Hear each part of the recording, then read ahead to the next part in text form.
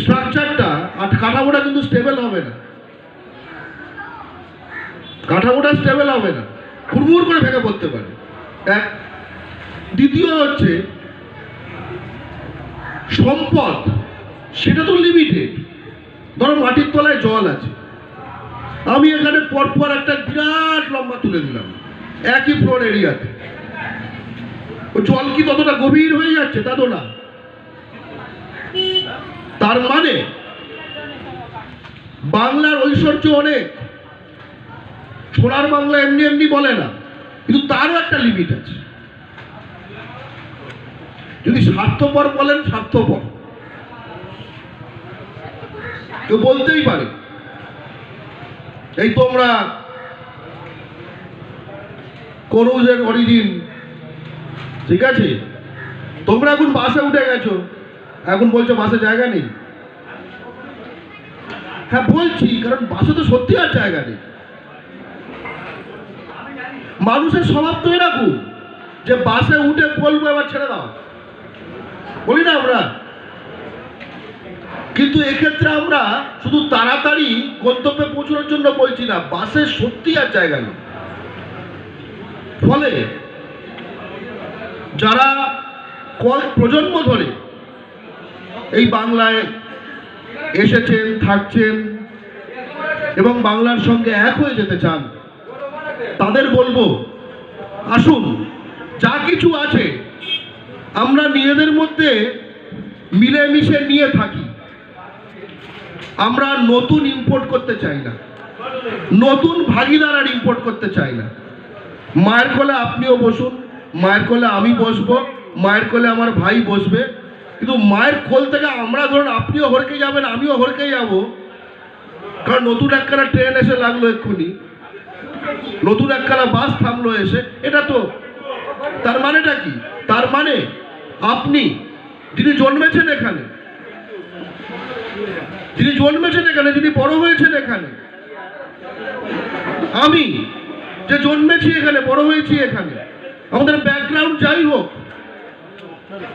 আমাদের ব্যাকগ্রাউন্ড যাই হোক, আমাদের কিন্তু একখানা কমন স্বার্থ আছে।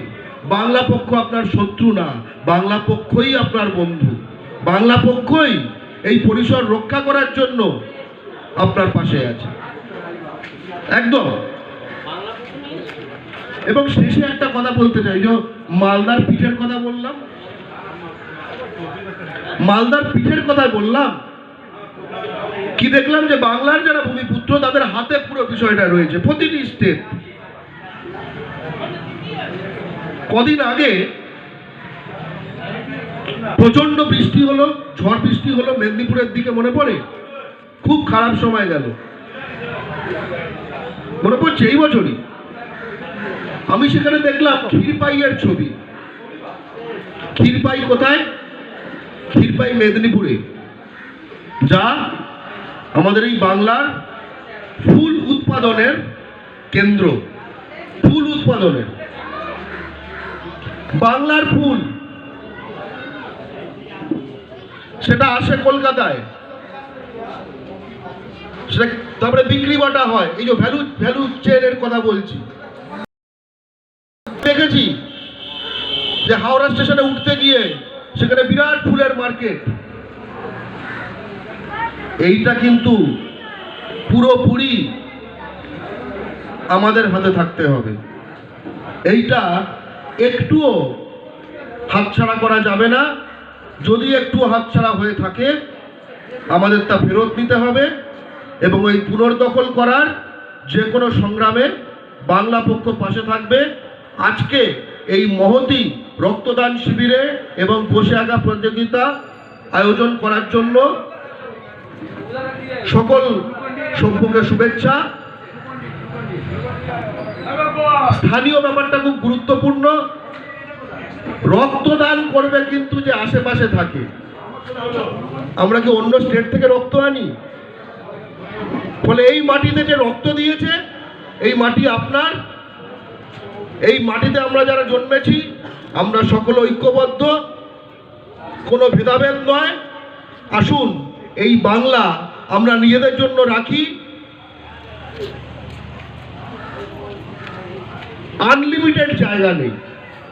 যারা আছি আমরা, আসুন আমরাই করে খাই। ভালো থাকবেন। জয় বাংলা।